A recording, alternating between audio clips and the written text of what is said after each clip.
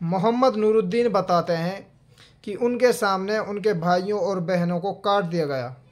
उनके माता पिता को उनके सामने बेरहमी से कत्ल किया गया।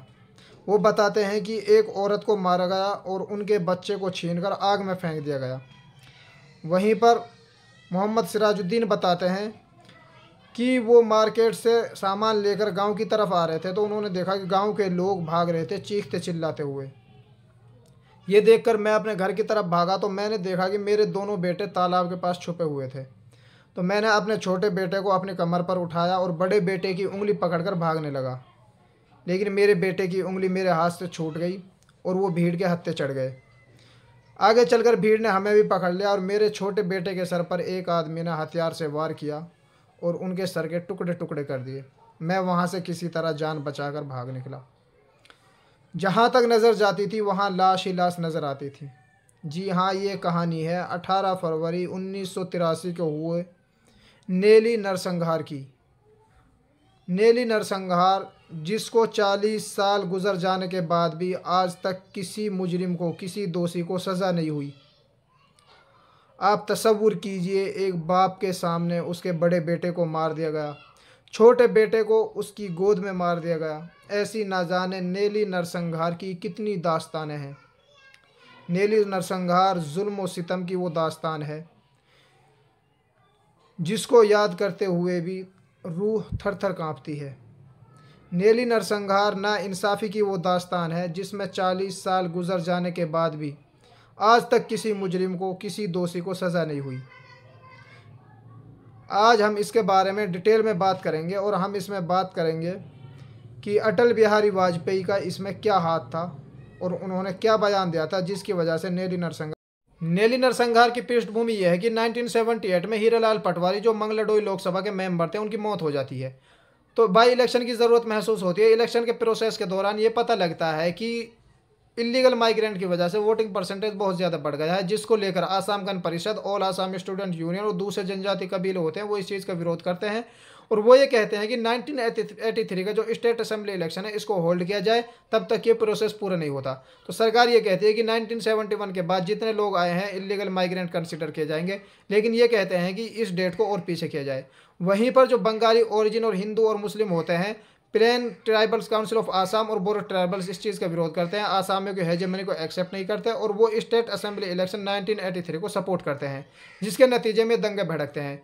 ऐसा ही सेम पैटर्न हमें 2020 के दिल्ली असेंबली इलेक्शन के बाद देखने को मिला था, जिसमें मुसलमानों ने आम आदमी पार्टी को खुलकर सपोर्ट किया था, जिसकी वजह से बीजेपी हार गई थी। तो उसके फ़ौरन बाद मुसलमानों को दंगे देखने को मिले थे।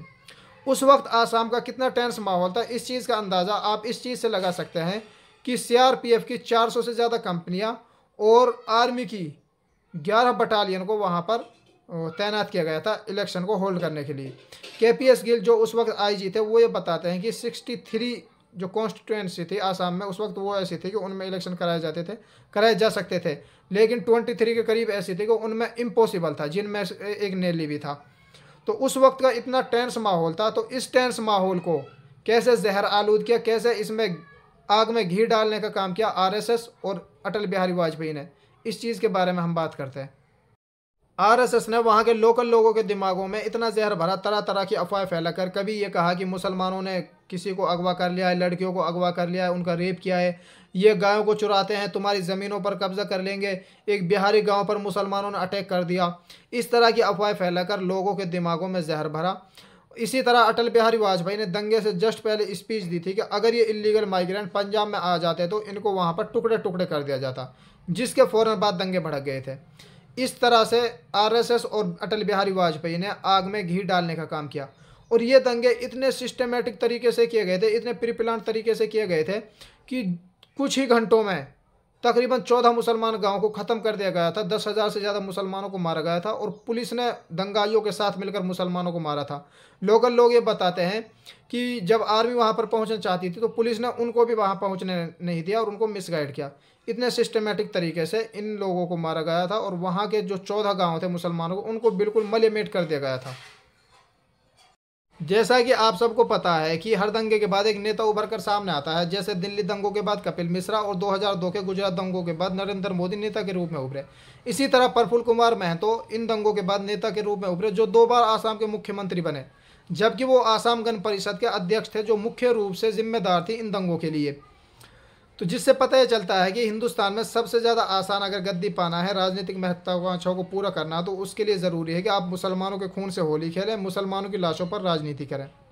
जैसा कि हर बार होता है, कांग्रेस का मकरू चेहरा सबके सामने आता है, तो इन दंगों के वक्त भी कांग्रेस का मकरू चेहरा लोगों के सामने आया। 1983 में सेंटर में कांग्रेस की सरकार थी और स्टेट में प्रेसिडेंशियल रूल था। इलेक्शन के बाद कांग्रेस की सरकार बनी। इन दंगों की जांच के लिए एक कमीशन फॉर्म किया गया, तिवारी कमीशन। उन्होंने 600 पेजेस की अपनी रिपोर्ट पेश की। हितेश्वर साई का, जो उस वक्त आसाम के मुख्यमंत्री थे, तो उन्होंने डिसाइड किया कि इस रिपोर्ट को पब्लिश नहीं किया जाएगा, जिसकी वजह से किसी को आज तक सज़ा नहीं हुई। उसके बाद 688 इन दंगों के बाद पुलिस ने 688 क्रिमिनल केस फाइल किए थे, जिनमें से 378 लोगों को उसी वक्त बरी कर दिया था लैक ऑफ एविडेंस की वजह से।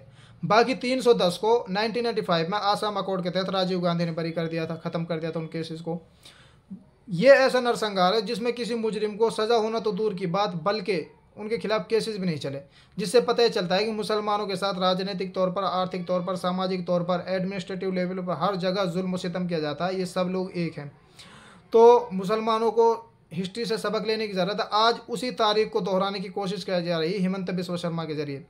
खुद मुसलमान उस तारीख को भूल गए, दूसरे को बात क्या करना। तो तारीख से सबक लेने की ज़रूरत है। आज फिर मुसलमानों के खिलाफ वही बीज बो जा रहे हैं। मुसलमानों के घरों को बुलडोज़ किया जा रहा है, मदारिस को बुलडोज़ किया जा रहा है, उन्हें बांग्लादेशी इमिग्रेंट कहकर, उन्हें अवैध घुसपैठे कहकर लोगों के दिलों में, जहनों में उनके खिलाफ नफरत बोई जा रही। इसलिए मुसलमानों को जागरूक रहने की ज़रूरत है, मुस्लिम तंजीमों को जागरूक रहने की ज़रूरत है। और इस तरह की जो भूली हुई दास्तानें हैं, जुल्म व सितम की जो भूली हुई दास्तानें हैं, ऐसी जुल्म व सितम की दास्तानें सुनने के लिए, देखने के लिए मेरे पेज मेवात की बात को फॉलो करें और मेरे चैनल मेवात टॉक्स को सब्सक्राइब करें। Thanks for watching.